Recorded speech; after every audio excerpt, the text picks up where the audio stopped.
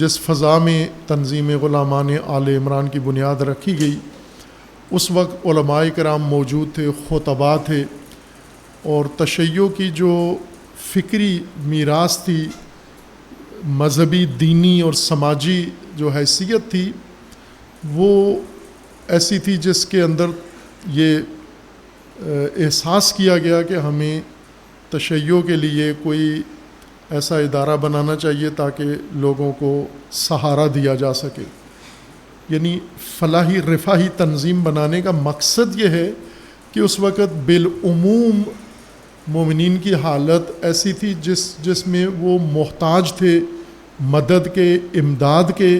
لہذا خیر حضرات نے، جنہیں ہم مخیر کہتے ہیں، ساتھ ساتھ میں یہ لفظ بھی اصلاح کرتا جاؤں، ہم عموماً کہتے ہیں مخیر، یعنی ایسے افراد جو اللہ نے ان کو توفیق دی ہے مالی اور وہ راہ خدا میں خرچ کرتے ہیں، تو ہم انہیں مخیر کہتے ہیں. مخیر کا مطلب ہوتا ہے اختیار رکھنے والا، یعنی آپ کو اختیار ہے کہ یہ کام کریں یا یہ کریں، مخیر ہیں آپ اس میں. اگر خیر کا کوئی کام انجام دینا ہے تو وہ خیر کہلاتا ہے، مخیر نہیں کہتے اس کو، خیر کہتے ہیں. خیرین یعنی صاحبان دولت، ثروت، مالدار جنہیں اللہ نے توفیق دی، انہوں نے یہ احساس کیا کہ نادار مومنین ہیں اور محتاج مومنین ہیں، فیملیز ایسے ہیں، خاندان ایسے ہیں، بے روزگار ہیں یا ضرورت مند ہیں، اور ان ضرورت مندوں کی ضرورت پوری کرنی چاہیے. چند ایک صاحبان استطاعت ہیں اور باقی سارے وہ ضرورت مند ہیں. تو اس فضا میں رفاہی و فلاحی قدم اٹھایا گیا، اور اس کو آج 50 سال گزر گئے ہیں. ہر دور کا ایک تقاضا ہوتا ہے، اور چونکہ تنظیم سماجی موضوعات کا حصہ ہے، سماجیات کا حصہ ہے، یعنی معاشرتی یا سوشل موجود ہے، سوشل ایک شے ہے. جس طرح ہمارے پاس بہت ساری چیزیں ہیں، اور وہ کچھ چیزیں آپ اپنے استعمال میں رکھتے ہیں، جیسے گاڑیاں ہیں آپ کی، گھر ہیں آپ کے، یہ ہمارے اختیار میں ہیں، آلات ہیں، وسائل زندگی ہیں ہمارے پاس جو ہم نے بنائے. ان کو 50 سال گزر گئے ہیں. کسی نے اگر پہلے 50 سال گھر بنایا تھا تو وہ گھر آج پرانا گھر سمجھا جاتا ہے، پوسیدہ گھر سمجھا جاتا ہے، پرانے آثار قدیمہ سمجھا جاتا ہے. گھر وہ اچھا ہے جو نیا بنا ہو، آج بنا ہو، گزشتہ چند سال میں ماڈرن طریقے سے پختہ، زیادہ ضرورتوں کے مطابق ہو. پرانا گھر کا مطلب یہ ہوتا ہے کہ آج کی ضرورت پوری کرنے والا نہیں ہے. جو چیزیں ہم بناتے ہیں میٹیریل سے، وہ جتنا زمانہ ان کو گزرتا ہے تو وہ زمانہ گزرنے کے ساتھ ساتھ عمر بڑھتی جاتی ہے اور ان کی افادیت کم ہوتی جاتی ہے. لیکن سوشل چیزیں ایسے نہیں ہیں. جیسے انسان خود، ہم میں سے بہت سارے 50 سال کی عمر کے ہوں گے، تنظیم کے ہم عمر ہوں گے، کچھ 50 سال سے زیادہ ہوں گے، لیکن جو 50 سالہ شخصیات ہیں یہاں مجلس میں موجود ہیں یا نہیں بھی ہیں، تو یہ 50 سالہ افراد یہ گھر اور گاڑی کی طرح نہیں کہ پرانے ہو گئے ہیں، بلکہ یہ زندہ موجود ہیں. زندہ چیز جتنا اس کو وقت گزرتا ہے تو اس کے اندر نشو و نما آتی ہے، اس کے اندر گروتھ ہوتی ہے، اس کے اندر رشد آتی ہے، وہ بڑھتا ہے، پرورش ہوتی ہے اس کی. انسان 50 سالہ ہو تو اس کا یہ مطلب نہیں کہ پرانا ہو گیا ہے، اس کا مطلب یہ کہ پختہ ہو گیا ہے. اور گھر 50 سالہ پرانا ہو تو اس کا مطلب ہے پرانا ہو گیا ہے، ابھی آج کی ضرورت پوری نہیں کرے گا، آج نیا گھر بنانا ہے. 50 سالہ انسان اور 50 سالہ گھر یا 50 سالہ پرانی گاڑی اور 50 سالہ انسان میں یہ فرق ہے بنیادی، کہ ایک زندہ چیز ہے اور دوسری زندہ نہیں ہے. آپ کی زبان کے مطابق ایک آرگینک ہے اور ایک ان آرگینک ہے. جو آرگینک ہے یعنی زندہ ہے، جس کے اندر نشو و نما ہے، اس کو جتنی مدت زیادہ گزرے گی اس کی پرورش زیادہ ہوئی ہے، درخت کی طرح، پودے کی طرح. درخت اگر 50 سال پرانا درخت ہے تو اس کا مطلب ہے کہ بھرپور تناور ہے اور پھل دے رہا ہے. لیکن اگر کوئی پتھر 50 سالہ پرانا ہے تو وہ پتھر جیسا 50 سال پہلے تھا ویسا ہی آج بھی ہے۔ تنظیم جس کو آپ اپنی زبان میں ترجمہ کرتے ہیں آرگنائزیشن، یہ اسی وجہ سے آرگنائزیشن ہم عموماً تنظیم یا انجمن کا معنی کرتے ہیں۔ آرگنائزیشن زندہ شے کی تنظیم، نظم و ضبط کو، زندہ چیز کی زندگی اور اس کی پرورش اور اس کی گروتھ اور اس کی نشو و نما کے انتظام کو آرگنائزیشن کہتے ہیں۔ آرگنائز کا مطلب ہوتا ہے آرگن کو آپ نے نظم میں لانا ہے۔ وہ آرگن جو بے نظمی کا شکار ہے، زندہ چیز، اس کو آپ منظم کر لیں۔ جیسے پودا آرگنز میں سے ہے، جو آرگن فوڈ آج کل آپ زیادہ رائج اصطلاح ہے، آپ جانتے ہیں، لیکن آرگن فوڈ سے زیادہ جو سوشل آرگینک چیزیں ہیں جیسے تنظیم ہے، یہ زیادہ توجہ اس کی طرف ہماری ہونی چاہیے۔ اس کو سمجھیں ہم، اس کے نظام کو۔ تنظیم غلامان آل عباس، آل عمران ہو یا دیگر تنظیمیں اس کے مشابہ، میں خود تنظیم ہی کی بات کر رہا ہوں کہ یہ تنظیم جب سماجی طور پر بنی ہے تو سماج آرگینک موجودات میں سے ہے، ان آرگینک میں سے نہیں ہے، یعنی زندہ جمادات میں سے نہیں ہے، بلکہ قابل نمو، نامیاتی چیز ہے، نمو کرنے والی چیز ہے۔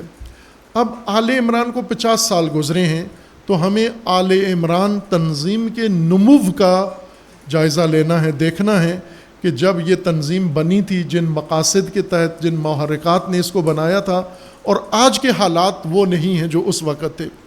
میں آپ کی خدمت میں عرض کرتا ہوں کہ میں جب طالب علم بنا تو مدرسے میں آیا تو ہمارے اساتذہ ہمیں یہ بتاتے تھے کہ اس وقت ہماری قوم کو تشیع کو جو ضرورت ہے، جس وجہ سے وہ ہمیں کہتے تھے کہ آپ اچھے طریقے سے پڑھو، محنت پڑھو، اچھے عالم بنو۔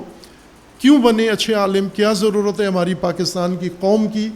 تو وہ ہمیں بتایا کرتے تھے کہ پاکستان میں ایسے مومنین شیعہ یا شہر یا دیہات جہاں پر شیعہ جنازہ پڑھنے والا کوئی نہیں ہے، نکاح پڑھنے والا کوئی نہیں ہے، وہاں پر نماز جماعت پڑھانے والا کوئی بھی نہیں ہے، وہاں بچوں کو قرآن پڑھانے والا کوئی بھی نہیں ہے۔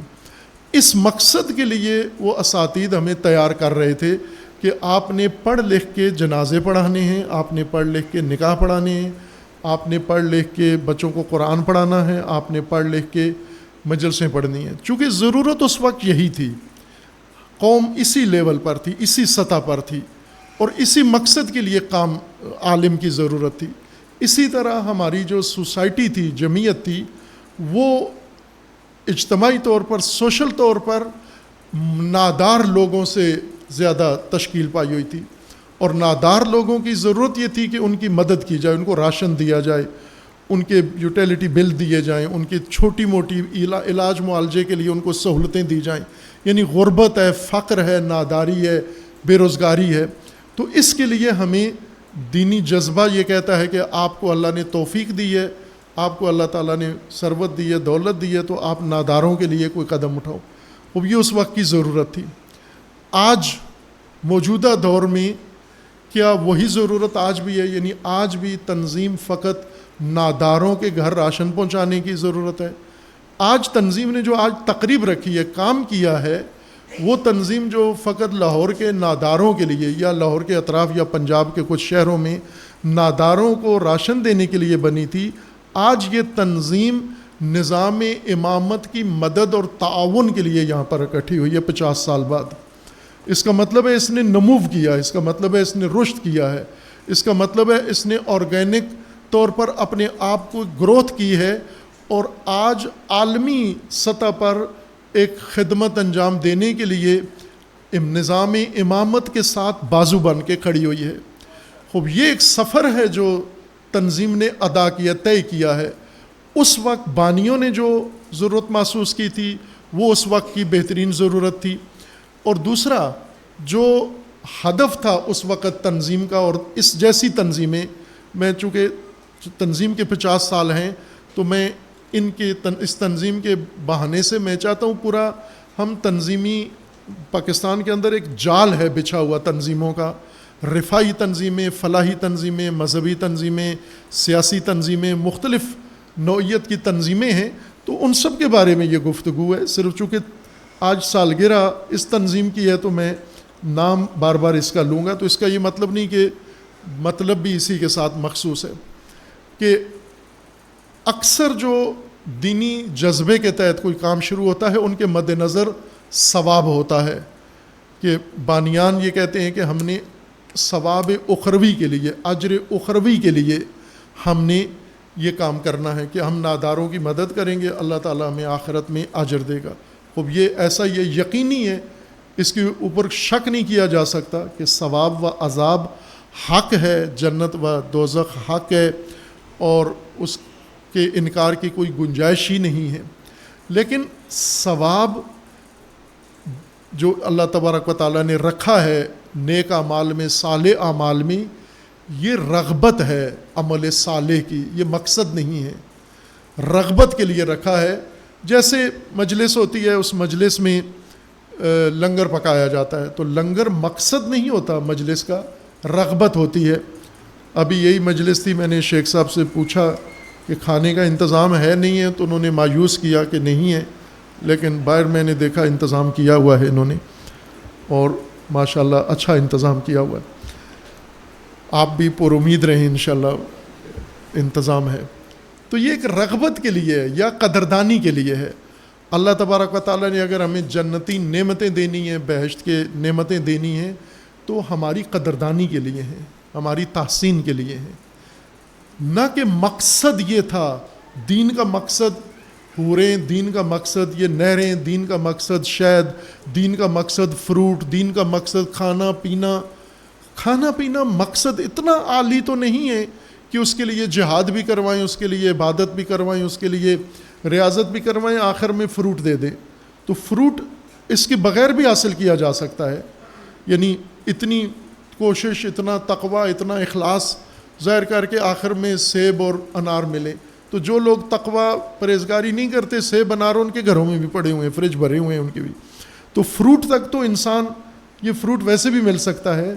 اصل مقصد ہے, وہ مقصد عظیم ہے جس کے اس کے مراحل ہیں, مراتب ہیں, اور اسی مقصد کے حصول کے لیے آج تنظیم نے یہ تقریب بھی رکھی ہے, اور علماء نے اسی کے مطابق ہمیں, ہمارے عزیزوں نے, جناب کونسلر صاحب نے آپ کو اس طرف رہنمائی کی ہے, فرید پراچا ڈاکٹر صاحب نے, مرکزی نائب امیر ہیں جماعت اسلامی کے, انہوں نے آ کر ہماری رہنمائی کی ہے, اور خصوصاً موسوی صاحب نے جو نقطہ اٹھایا ہے وہ بہت اہم ہے کہ اس وقت جو صورتحال دنیا میں بنی ہوئی ہے, اور پورے عالم اسلام پر, خصوصاً تشیع پر, اور مرکز اسلام و تشیع ایران جہاں پر وہ اعلان کر کے آئے ہیں کہ ہم اس کو نابود کرنے کے لیے آئے ہیں, تہذیب ختم کرنے کے لیے آئے ہیں, اس کے مقابلے میں ایک ملت, ایک جمعیت, قیادت اور عسکری قوت کس طرح ڈٹی ہوئی ہے, وہاں پر ان کے سامنے استقامت دکھا رہی ہے.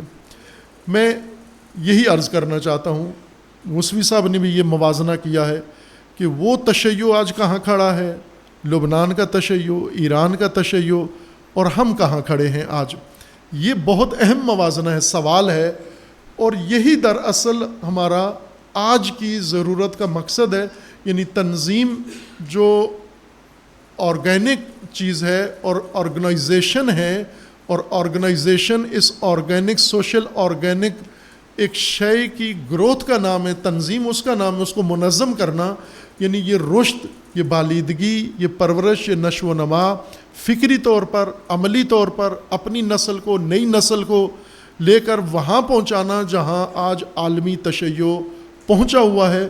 اور عالمی تشیع اس وقت ملت ایران اور ایرانی قیادت کی شکل میں اپنا ایک مظاہرہ کر چکا ہے کہ یہ سٹینڈرڈ ہے, یہ معیار ہے, اور ہمیں اس درجے تک پہنچنا ہے انشاءاللہ. اور آپ سب کے سب اس کا حصہ ہیں انفرادی طور پر. جیسے ساری دنیا نے دیکھا کہ پاکستانیوں نے ایسا کام کیا کہ ملت ایران, وہ ملت جو استقامت میں ایک مثال بن چکی ہے, تاریخی مثال, وہ بھی پاکستانیوں کے گن گاتے ہیں, پاکستانیوں کے لیے تعریفیں کرتے ہیں, شکریہ ادا کرتے ہیں.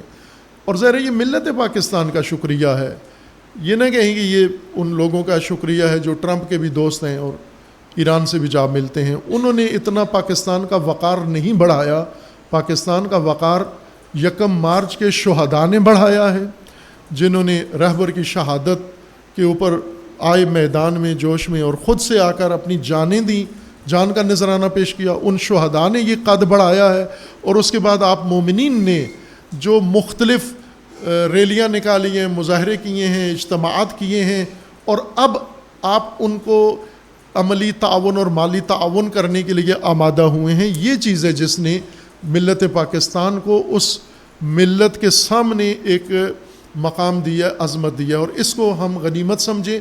اور میں یہ سمجھتا ہوں کہ یہ تنظیم کے لیے بھی، آپ تنظیم کے 50 سال پہلے کے اہداف دیکھیں اور آج وہ جذبہ دیکھیں اور آج کا جذبہ، تو واقعاً یہ ہم کہہ سکتے ہیں کہ اس میں بہت نمایاں فرق آیا ہے، نظریاتی فرق آیا ہے. میں پہلی دفعہ جب تنظیم کے ارکان سے آشنا ہوا تو انہوں نے اپنے کام بتائے کہ ہم یہ کام کرتے ہیں اور یہ کام کرنا چاہتے ہیں. تو میں نے کہا کہ آپ بتائیے کہ یہ کام کر کے آپ کس صف میں، کس لائن میں شمار ہوں گے. مثلا فرض کرو یہ سارے کام کر کے اب آپ آخرت میں چلے جاتے ہیں، رسول اللہ صلی اللہ علیہ وآلہ وسلم کے مبارک بارگاہ میں، اللہ کی بارگاہ میں، اہل البیت کی بارگاہ میں، تو آپ کے نامہ عمل میں یہ سارے کام ہیں. تو بتاؤ آپ کو کس کے ساتھ کھڑا کریں گے؟ میں نے چند نام لیے. میں نے کہا یہ بتاؤ کہ آپ کو یہ کام، اگر آپ کے کام یہی ہیں بس، تو آپ کو ادھر قیامت میں 2 اور بڑی شخصیات کھڑی ہوں گی. ایک عبدالستار ایدھی صاحب کھڑے ہوں گے اور ایک امام خمینی کھڑے ہوں گے. اور آپ جو تنظیمی پرچم کے نیچے اتنی عظیم خدمات کر کے جاؤ گے، اللہ تعالیٰ نے تو انصاف کرنا ہے، تو انصافاً آپ کو کس کے ساتھ کھڑا کریں گے؟ ایدھی صاحب کے ساتھ یا امام خمینی کے ساتھ؟ ایدھی صاحب بھی بہت بڑی شخصیت ہیں، لوگوں نے ان کی قدر نہیں جانی، ان کے لیے نامناسب الفاظ استعمال کیے، لیکن واقعاً انسانیت کا خدمت گزار انسان تھا. اللہ اس کے کاموں کا اجر دے ان کو انشاءاللہ. لیکن آپ کس کے ساتھ شمار ہونا چاہتے ہو؟ کس کے ساتھ کھڑا ہونا چاہتے ہو؟ آج کی مثال ہی دیکھ لو کہ آج آپ کس کے ساتھ کھڑا ہونا چاہتے ہو؟ امام خامنئی کے ساتھ کھڑا ہونا چاہتے ہو، یا کسی رفاعی فلائی کسی پاکستانی کے یا غیر پاکستان کے کسی ہلال احمر کے یا ریڈ کراس کے ساتھ کھڑا ہونا چاہتے ہو؟ تو انہوں نے کہا کہ نہیں، ہم ایدھی صاحب ہیں تو اچھے، لیکن یہ بانیان تنظیم نے یا کارکنان تنظیم نے جو بیٹھے ہیں یہاں، انہوں نے مجھے کہا کہ ہم تو امام خمینی کے ساتھ کھڑا ہونا چاہتے ہیں. تو میں نے کہا اگر امام خمینی کے ساتھ کھڑا ہونا چاہتے ہو تو پھر امام خمینی کے گراؤنڈ میں آ جاؤ، ان کی ٹیم میں آ جاؤ، ان کا پرچم اٹھا لو، ان کا نظریہ اپنا لو، ان کی راہ پر چلو، تو پھر اللہ تبارک و تعالیٰ آپ کو امام خمینی کے ساتھ، اور جو امام خمینی کے ساتھ آ گیا وہ امام مہدی کے ساتھ یقیناً شامل کھڑا ہو گیا. لیکن ایدھی صاحب کا نہیں پتا کہ وہ امام مہدی کے ساتھ ہوں گے یا نہیں ہوں گے، امام خمینی یقیناً ہوں گے. تو آج تنظیم الحمدللہ جہاں کھڑی ہوئی ہے، پرچم جو اٹھا لیا ہے انہوں نے، وہ امام خامنئی کا پرچم اٹھا لیا ہے اور امامت کا پرچم. اور انشاءاللہ اللہ تبارک و تعالیٰ نے دنیا میں بھی اور آخرت میں بھی ہمیں اور آپ سب کو انہی بزرگوں کے ساتھ اٹھانا ہے، پیش کرنا ہے. اور جو ان کے ساتھ اٹھے گا وہ یقیناً رسول اللہ کے ساتھ ہوگا، وہ اہل البیت کے ساتھ اٹھایا جائے گا، چونکہ زندگی ان کے ساتھ گزاری ہے. تو یہ ایک آرگینک عمل ہے جو تنظیم نے شروع کیا، بیج تھا، وہ بیج آج تناور درخت بن کے اور آج الحمدللہ نظام امامت کے ساتھ کھڑا ہو گیا ہے. اور میں اس موقع پر 50 سالہ تقریب بھی آپ کی اور 50 سالہ یہ گروتھ بھی آپ کی، میں آپ کو مبارکباد عرض کرتا ہوں کہ آپ کی اپنی نسلوں کو یہاں پہنچایا ہے اور آج کھڑے ہوئے ہیں. انشاءاللہ ہمیں امید ہے کہ تنظیم اپنے ان ساتھیوں کے ساتھ مل کر پاکستان سے انشاءاللہ اور پاکستان کا بھی وقار بڑھائیں گے اور رسول اللہ کا قلب نورانی بھی خوشحال کریں گے انشاءاللہ. امام حسین علیہ الصلاۃ والسلام، جن کا نام، جن کی عزا، جن کا غم، جن کا ذکر ہماری روزمرہ کی پرورش اور تربیت کی غذا ہے، اسی سے ہم پلے بڑے ہیں. وہی جذبہ ایرانیوں کے اندر ہے، جیسا موسوی صاحب نے کہا کہ کون سی چیزوں نے وہاں لا کے کھڑا کرتی ہے، وہ جذبہ الحمدللہ پاکستانیوں کے اندر پیدا ہو گیا ہے اور ہوگا. اور جو موسوی صاحب چاہتے ہیں، بالکل درست بات کی ہے انہوں نے، کہ لوگ منتظر ہیں اور چاہتے ہیں، یہ ہم سب چاہتے ہیں کہ انشاءاللہ ملت پاکستان انتشار اپنا ختم کر کے ایک پرچم کے نیچے جمع ہو کر انشاءاللہ اپنا اظہار وجود کریں. آج کے اپنے رہبر امام کو تنہا نہ چھوڑیں۔ کربلا میں ایک امام تنہا چھوڑ دیے گئے، لیکن اس کے بعد تاریخ میں یہ تکرار نہیں ہوگا انشاءاللہ۔ ہم عہد کیے ہوئے ہیں کہ ہم نے کوئی رہبر، کوئی پیشوا اپنا تنہا نہیں چھوڑنا، اور نہیں چھوڑا آپ نے انشاءاللہ، اور وہ کام ہوگا۔ مجھے یقین ہے انشاءاللہ کہ پاکستانی علماء بھی، پاکستانی قائدین بھی، اور آپ ملت بھی، اور سارے زعماء مل کر انشاءاللہ ایک پرچم کے نیچے، اور تمام ملت پاکستان، شیعہ سنی سب کے سب انشاءاللہ متحد ہو کر ملت ایران کے ساتھ دست و بازو بنیں گے، چونکہ آج وہ میدان میں کھڑے ہیں۔ جب وہ میدان میں ہیں تو ہمیں ان کو تنہا نہیں چھوڑنا۔ تنہا چھوڑنے کو خزل کہتے ہیں، تنہا چھوڑنے والے کو خازل کہتے ہیں، اور اہل البیت خازلین پر لعنت بھیجتے ہیں اور بد دعا کرتے ہیں کہ خدایا جیسے انہوں نے ہمیں خزل کیا تو ان کو خزل کر دے، اور جن کو اللہ خزل کرے پھر وہ ہر جگہ تنہا ہو جاتے ہیں، دنیا میں بھی اور آخرت میں بھی۔ اس کے لیے میں ایک پہلے کسی اور جگہ یہ بات کرنی تھی، لیکن چونکہ آج تنظیم نے یہ اہتمام کیا ہے تو میں اسی آپ ہی کے کام کی سے مربوط کام ہے کہ چہلوں میں رہبر شہید جامع عروۃ الوثقیٰ میں منعقد ہوا، جس میں شاہ صاحب تشریف لائے، کونسل صاحب بھی، اور آپ میں سے بھی بہت سارے مومنین تھے۔ وہاں خواتین نے اور لوگوں نے، مردوں نے تعاون کیا، بھرپور تعاون کیا۔ اس تعاون میں ایک اہم کام انہوں نے کیا کہ زیورات، سونے کے، گولڈ کے زیورات انہوں نے ہدیہ کیے ملت ایران کے ساتھ تعاون کرنے کے لیے۔ غالباً 50 تولے کے قریب ہوگا وہ، میں ایک اندازے کے تحت کہہ رہا ہوں، دقیق۔ وہ زیورات بہت اچھے لوگوں نے شوقیہ بنائے ہوئے ہیں۔ کچھ ایسے تھے شادی میں ان کو ایک گفٹ تھا، دلہن کا زیور تھا، یا جو بھی تھا، بہت خوبصورت۔ میں نے چند ایک نمونے دیکھے ہیں، واقعاً بہت خوبصورت ہیں۔ اور ایک دنیا میں طریقہ ہے چیریٹی کا اور تعاون کا، ہدیہ دینے کا، کہ کچھ چیزیں وہ یادگار کے طور پر پیش کی جاتی ہیں، اور لوگ انہیں خریدتے نہیں ہیں بلکہ وہ لے کر یادگار کے طور پر اپنے پاس رکھتے ہیں، اور اس کے بدلے میں جو توفیق اللہ نے دی ہے وہ اس میں حصہ لیتے ہیں۔ آپ آج دن دیکھتے ہو کھلاڑی ہے، کسی بھی قوم کی مدد کے لیے اپنی کوئی شرٹ جو ہے آ کے کسی تقریب میں پیش کرتا ہے، پھر اس کی قیمت لگاتے ہیں، پھر وہ لوگ بولیاں لگاتے ہیں۔ ویسے مارکیٹ ریٹ پر وہ 14 روپے کی شرٹ ہوتی ہے، لیکن وہ بکتی 14 ملین میں ہے۔ اس جذبے کے تحت کہ یہ شرٹ ہمارے پاس یادگار رہے گی اور پیسہ ہمارا اس ضرورت مند کے کام آئے گا، اس وجہ سے اس جذبے کے تحت یہ کام کرتے ہیں۔ تو میں نے اپنے عزیزوں کو یہ مشورہ دیا، اور آپ کی خدمت میں بھی جناب سیٹھا صاحب کی خدمت میں عرض کرتا ہوں، اور باقی بزرگان، کہ وہ ہدیہ ہمارے پاس موجود ہے، اور آج تو نہیں ہو سکتا لیکن بعد کے لیے آپ انتظام کریں۔ وہ خوبصورت زیورات ہیں، وہ یادگار کے طور پر آپ لیں۔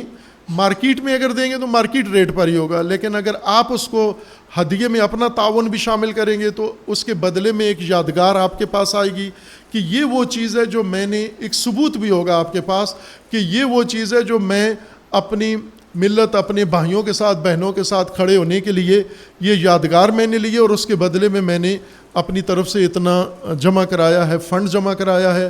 تو یہ بھی ایک اچھا انشاءاللہ نمونہ ہوگا۔ میں دیکھتا رہتا ہوں کہ ایک فٹ بال ہے، گیند ہے، جوتا ہے کسی کھلاڑی کا، تو وہ ملینز ڈالر کے بدلے میں بیچ کے اور اس کو چیریٹی میں ڈال دیتے ہیں۔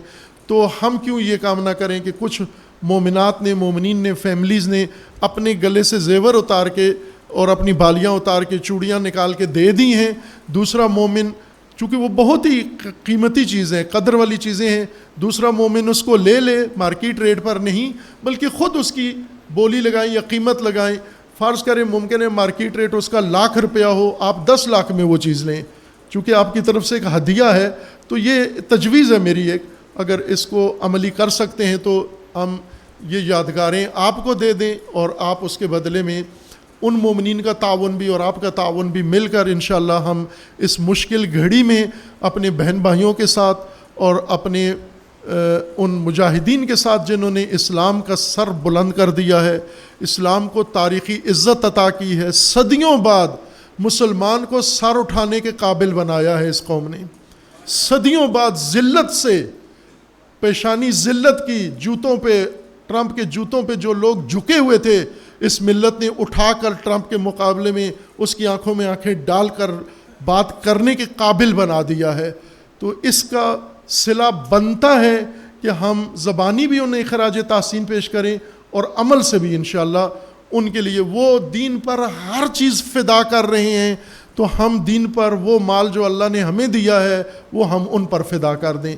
وہ سر فدا کر رہے ہیں اپنا, وہ خاندان فدا کر رہے ہیں اپنا, اور ہم کم از کم اللہ نے جو ہمیں مال دیا ہے وہ ہم ان کے اوپر فدا کریں تاکہ اللہ آپ کو بھی انہی مجاہدین کے ساتھ شمار کرے اور اللہ تبارک تعالیٰ آپ کو لشکر مہدی میں شمار کرے انشاءاللہ, اور اللہ تبارک و تعالیٰ آپ کو اس لشکر میں شمار کرے جو امام حسین علیہ السلام مانگتے تھے, حل من ناصر ینصرنا.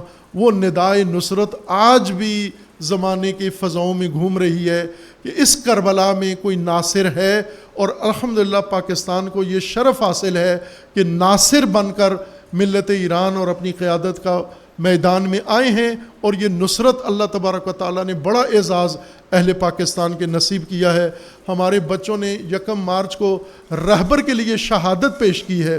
یہ فخر ہے ہمارے لیے, یہ بچے اعزاز ہیں ہمارے لیے. یہ بچے انشاءاللہ اگر وقت پڑتا ہے تو باقی ملت بھی ساری اپنا خون دینے کے لیے بھی تیار ہیں.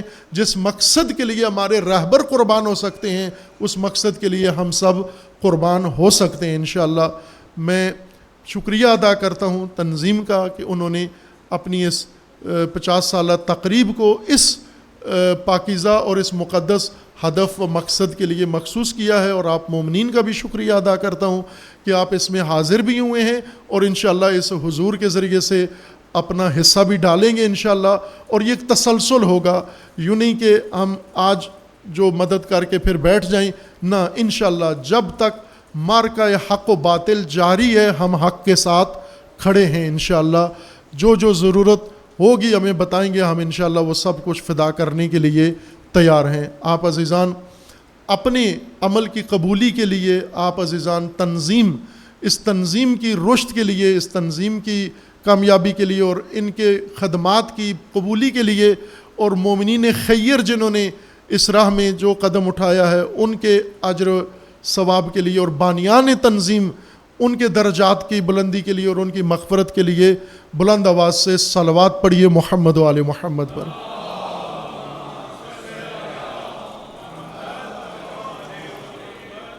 انشاءاللہ اللہ تبارک و تعالیٰ نے ایران کو کامیابی عطا فرمانی ہے. ایران کامیاب ہو گیا ہے, دنیا نے مان لیا ہے, ایران جنگ جیت گیا ہے. ابھی صرف اس ذلیل کو اقرار کرنا باقی ہے کہ ذلیل ہو گیا ہے. دنیا نے تو مان لیا کہ ذلیل ہو گیا ہے, صرف اس کے منہ سے, اور اس کے منہ سے بھی جلدی نکلنے والا ہے یہ انشاءاللہ. اس کامیابی کے لیے, اس جشن کے لیے جو انشاءاللہ فتح کامل و فتح مبین کی صورت میں اللہ نے عطا فرمانا ہے.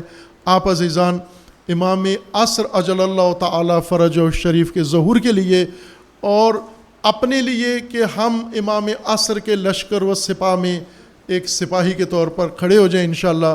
ملت ایران کی کامیابی کے لیے, مجاہدین ایران کی کامیابی کے لیے اور رہبر معظم کی سلامتی کے لیے بلند آواز سے صلوات پڑھیے محمد و آل محمد.